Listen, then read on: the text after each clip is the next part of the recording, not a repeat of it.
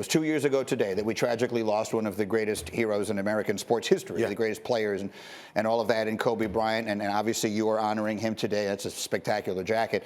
What thoughts are going through your mind 2 years later? I miss my brother. You know, you covered the NBA, you knew Kobe Bryant. You didn't know him if you're in the media. You didn't know him nearly as well as his contemporaries, the players, and we understand that. But Kobe and I knew each other pretty well. We talked often.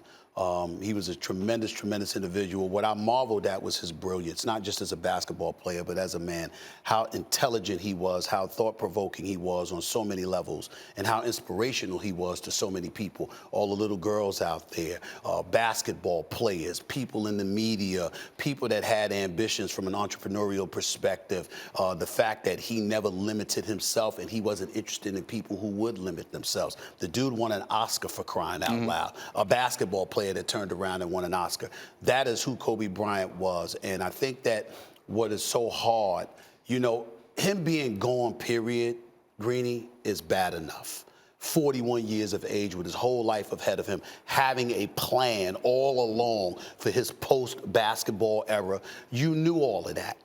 But the manner in which he departed from us, to know that his 13-year-old daughter was with him, along with 7 others in that helicopter crash, the tragic fashion in which it took place is what really resonates with us. If he had died from natural causes, we'd mourn his death. We'd be very, very sad still.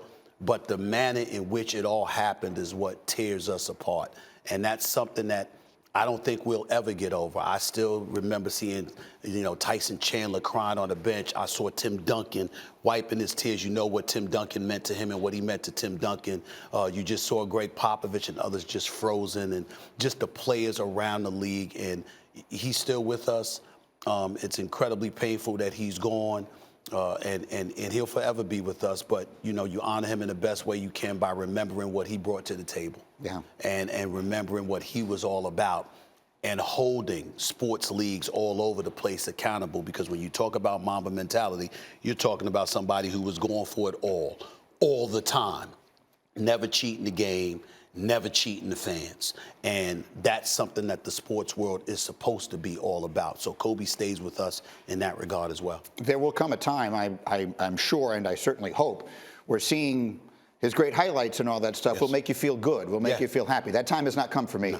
I still, every time he comes up, all I can think about is the sadness. Anyway, Stephen A. Thank you for watching ESPN on YouTube. For live streaming sports and premium content, subscribe to ESPN+.